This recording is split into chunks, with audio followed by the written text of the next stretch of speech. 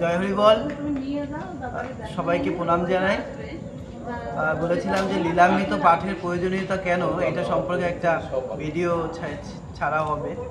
তো লীলামৃত গুরুচাঁদ চরিত এবং হরিগুরুচাঁদ চরিত্র সুধা, যেটা রসরাজ তারক সরকারের লেখা, আচার্য মহানন্দ হালদারের লেখা গুরুচাঁদ চরিত এবং হরিগুরুচাঁদ চরিত্র সুধা বিচরণ পাগলের লেখা।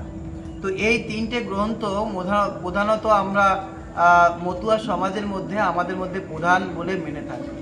তো এই গ্রন্থ পড়লে পরে আমাদের কি হয়, এই গ্রন্থ পাঠের প্রয়োজনীয়তাটা কি? এই গ্রন্থের মধ্যে রসরাজ তারক সরকার ঠাকুর হরিচাঁদের এবং গুরুচাঁদ ঠাকুরের দেওয়া সমস্ত পথ মত এবং দর্শন, সেই দর্শনের কথা কিন্তু এই গ্রন্থের মধ্যে উল্লেখ করেছে।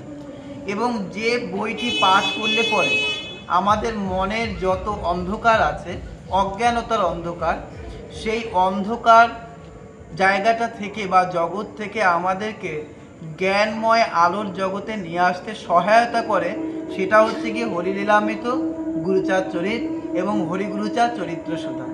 এই জন্য আমাদের কিন্তু প্রতিদিন প্রত্যেককে বাড়িতে কিছু অংশ হলেও লীলামৃত, গুরুচাঁদ চরিত এবং হরিগুরুচাঁদ চরিত্র সুধা পাঠ করতে হবে।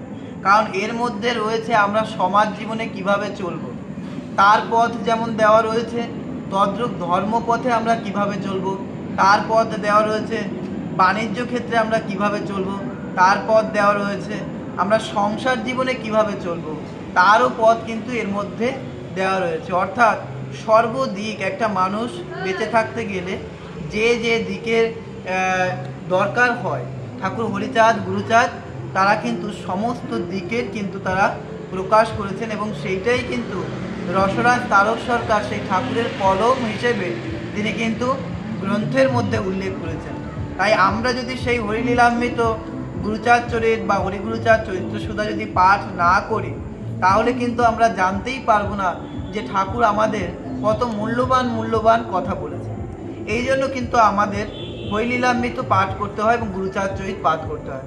আরেকটি বিশেষ কারণ হচ্ছে গিয়ে হরিলীলামৃত এবং গুরুচাঁদ চরিতের মধ্যে সব জায়গাতেই ঠাকুরের লীলা প্রকাশ্যমান, এবং যে লীলার শ্রবণ করলে পরে, শুনলে পরে এবং পাঠ করলে পরে আমাদের চিত্তের মলিনতা দূর হয়ে গিয়ে আমাদের মনের মধ্যে একটা শুদ্ধতা আসে। তাই যে সকল হরিভক্তরা আমার এই ভিডিওটি দেখছেন, আপনারা দেখবেন যে কোনো ধর্মক্ষেত্রে যাবেন, যখন ঈশ্বরীয় কথা শুনছেন বা ঠাকুর হরিচাঁদ ঠাকুরের, গুরুচাঁদ ঠাকুরের লীলা কথা শ্রবণ করছেন, তখন দেখবেন যে মনটা আর কোনো দিকেই নেই, মনটা যেন একদম ভীষণ শান্ত হয়ে যায়, ভীষণভাবে যেন মনটা যেন ওই লীলার মধ্যে প্রকাশ হয়ে যায়, লীলার মধ্যেই থাকে। এবং সেই সময় কিন্তু যে ভক্তরা মন দিয়ে সেই লীলা শ্রবণ করেন, তাদের কিন্তু মনে হয় আমরা যেন সেই হরিচাঁদ ঠাকুরের সময়ই সেই দাঁড়িয়ে রয়েছে, আমরা যেন সেই যুগে দাঁড়িয়ে আমরা সেই সময় বসে বসে আমরা লীলা কথা শ্রবণ করছি, এরকমটা কিন্তু মনে হয়। এবং এছাড়াও ভক্তরা আরও এ কথাও জানে, আমাদের লীলামৃত কিন্তু বহু জায়গায় যজ্ঞ হয়, যে যজ্ঞটা কিন্তু ভীষণ প্রয়োজনীয়। এই জন্য আপনারাও প্রতিদিন লীলামৃত পাঠ করুন, শ্রবণ করুন এবং বিভিন্ন মাধ্যমে আপনারাও লীলামৃতের কথা প্রকাশ করুন, বিভিন্ন দিকে ছড়িয়ে দিন ঠাকুরের কথা, যার মাধ্যমে ঠাকুরের দর্শন, ঠাকুরের মতপথ যেন মানুষ আরও ভালোভাবে বুঝতে পারে, আরও ভালোভাবে জানতে পারে। জয় হরি বল।